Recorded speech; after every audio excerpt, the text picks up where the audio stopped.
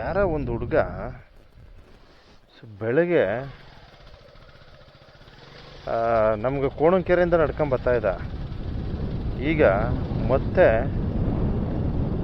ನಮ್ಮ ಕೌದಳಿಯಿಂದ ನಡ್ಕೊಂಡು ಹೋಯ್ತವನೆ. ಇನ್ಯಾರು ಏನೋ ಸ್ವಲ್ಪ ವಿಚಾರ ಮಾಡ್ಬಿಡೋಣ. ಏನು ಡಿಫ್ರೆಂಟ್ ಆಗಿರೋ ವ್ಯಕ್ತಿಗಳೆಲ್ಲ ಬರ್ತಾರಪ್ಪ ನಮ್ಮ ಬೆಟ್ಟಕ್ಕೆ.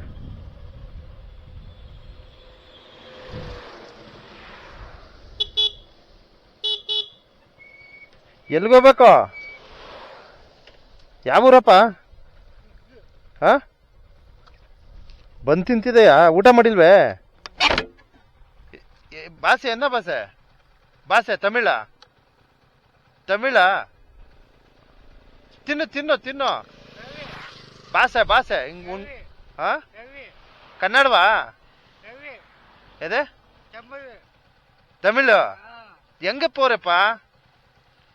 தெரியா? சாப்பிட்டு இல்லையா? வா சாப்பிட. வேண்டாம். இப்போ எங்க போற? ஊரு திருச்சி. ஐயோ, திருச்சி போறியா? ஏன் இப்படி இங்கே வந்திருக்க? வண்டி இல்லையா? எங்க வண்டி? வா சைடு வா.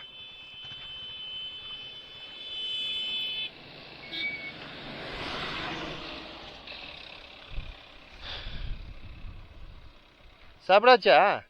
சாப்பிட இல்லையா? சாப்பிட்றியா? வாங்க போகலாம் சாப்பிட. போறியா? சரி பணம் கொடுக்குறேன், சாப்பிட்றியா?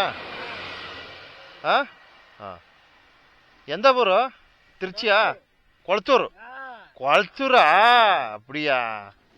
சரி சரி, இந்தங்க அங்கே போயிட்டு சாப்பிட்டு கொளத்தூருக்கு போப்பா. ஆ, இங்கெல்லாம் இல்லைல்லாம் ஓடாடಬೇಡ ಇಲ್ಲಿ, சரியா? இங்கெல்லாம் இங்கே என்ன ஆனை எல்லாம் இருக்குது இங்கே. ஆ சரி, ஆ போப்பா. ஆ, இங்கெல்லாம் சுற்றக்கூடாது. ஆ ஆ,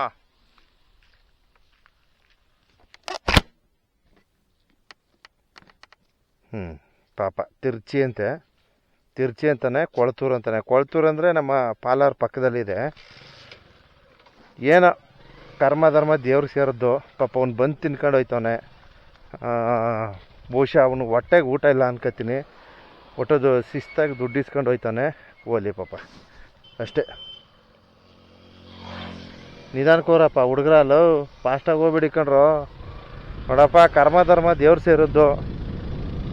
ನಾನು ವಿಚಾರ ಮಾಡ್ತೀನಿ, ಅದೇನು ನಮ್ಮ ಮನಸ್ಸು ಒಪ್ಪಲ್ಲ. ಅಲ್ಲಿ ಗಂಟ ಹೋಗೋದು, ಯಾರನ್ನಾರು ನೋಡ್ರೆ ವಾಪಸ್ ಬರೋದು. ಇದು ಏನದು, ಯಾಕೆ ನಮ್ಗೆ ಈ ಥರ ಮೆಂಟಾಲಿಟಿ ಅಂತ ಗೊತ್ತಿಲ್ಲ. ಅಲ್ಲಿ ಗಂಟ ಹೋಯ್ತೀನಿ, ಯಾರು ನೋಡ್ತು ಅಂದ್ರೆ ವಾಪಸ್ ಬರ್ತೀನಿ. ಅದು ಏನಂತಾನೆ ಗೊತ್ತಿಲ್ಲ ಗುರು. ನನಗೆ ಈ ಥರ ತುಂಬ ಜನ ಸಿಕ್ಕವ್ರೆ ನಮ್ಮ ಮಾದೇಶ್ವರ ಬೆಟ್ಟ ರಸ್ತೆಯಲ್ಲಿ. ಬಂದೆ, ವಿಚಾರ ಮಾಡಿದೆ, ತಿರ್ಚಿ ಅಂತಾನೆ. ಪಾಪ ಅವ್ನು ಬಂದು ತಿನ್ಕೊಂಡು ಹೋಯ್ತವನೆ. ಅವನು ಹೊಟ್ಟೆ ಹಸುವಾಗದೆ, 100% ಹಸುವಾಗದೆ. ಬಂದು ತಿನ್ಕೊಂಡು ಹೋಗ್ತಾ ಇದ್ದ. ಅದಕ್ಕೆ ಸರಿಯಾಗಿ ಮಾತನಾಡಾರ. ಇಲ್ಲಿ ಕೊಳತೂರು ಅಂದರೆ ನಮ್ಮ ಪಾಲಾರ್ ಪಕ್ಕದಲ್ಲಿ, ಹತ್ರನೇ, ದೂರ ಏನೂ ಇಲ್ಲ. ಕೊಳತೂರು ಅಂತವನೆ. ತಮಿಳ್ ಮಾತನಾಡಬಲ್ಲ. ಒಟ್ಟು ಚೆನ್ನಾಗಿ ನಡ್ಕೊಂಡು ಹೋಯ್ತವನೆ.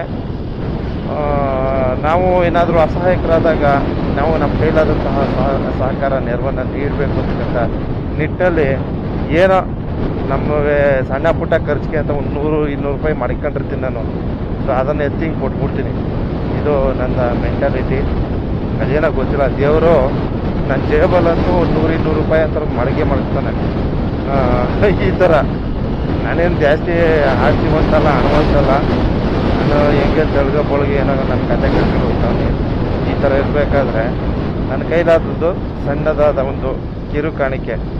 ಸೊ ಇದನ್ನು ನಾನು ಯಾಕೆ ಈ ಥರ ವೀಡಿಯೋ ಹಾಕ್ತೀನಿ ಅಂದರೆ, ಅವ್ರು ಕರೆಯೋರು ಯಾರಾದರೂ ನೋಡಿದ್ರೆ ಬಂದು ಕರ್ಕೊಂಡು ಹೋಗ್ಲಿ ಅಂತ. ಸೊ ಲಾಸ್ಟ್ ಟೈಮ್ ರಮೇಶ್ ಅಂತ ಒಂದು ಹುಡುಗಂದು ಒಂದು ವೀಡಿಯೋ ಹಾಕ್ತೆ.